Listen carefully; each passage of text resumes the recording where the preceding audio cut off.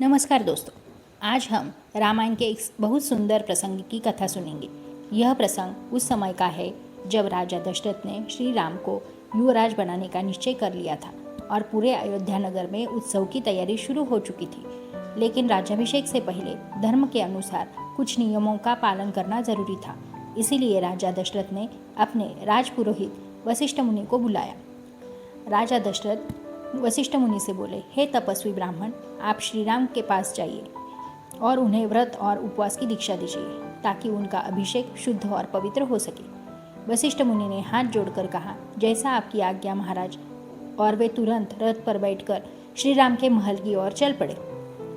श्री राम का महल सफेद बादल जैसा चमक रहा था। जब वशिष्ठ मुनि वहां पहुंचे तो श्री राम स्वयं तेजी से बाहर आए।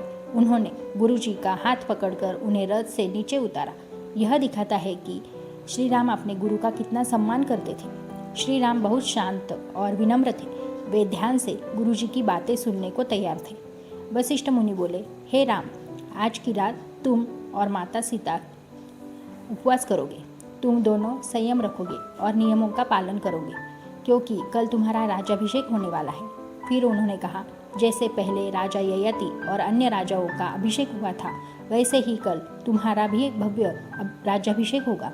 इसके बाद वशिष्ठ मुनि ने मंत्र पढ़ते हुए श्री राम और सीता को उपवास की दीक्षा दी।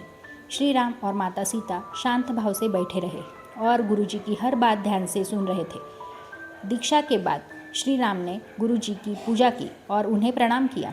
फिर वे अपने मित्रों और भाइयों के साथ कुछ समय तक बैठे रहे। उनका महल आनंद से भरा हुआ था।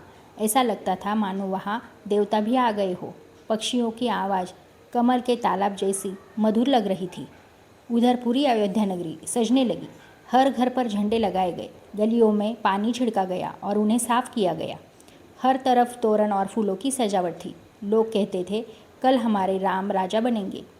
बुजुर्ग हो या बच्चे, महिलाएं हो या पुरुष, सबको सूरज निकलने का इंतजार था।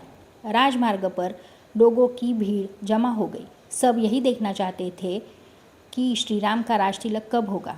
लोगों की खुशी समुद्र की लहरों जैसी थी। हर और उत्साह और उमंग थी। उधर वशिष्ठ मुनि श्री राम को दीक्षा देकर राजमहल लौटे। राजा दशरथ सिंहासन से उठकर बोले, मुनिवर, क्या आपने मेरा काम पूरा कर दिया? वशिष्ठ मुनि ने कहा, हाँ महाराज, श्री राम और सीता दोनों को उपवास की दीक्षा दे दी गई है। यह सुनकर राजा दशरथ बहुत प्रसन्न हुए। दरबार में बैठे मंत्री भी सम्मान में खड़े हो गए। अब राजा दशरथ सभा को विदा करके अपने अंतपुर की ओर गए। रानियों का भवन बहुत सुंदर था।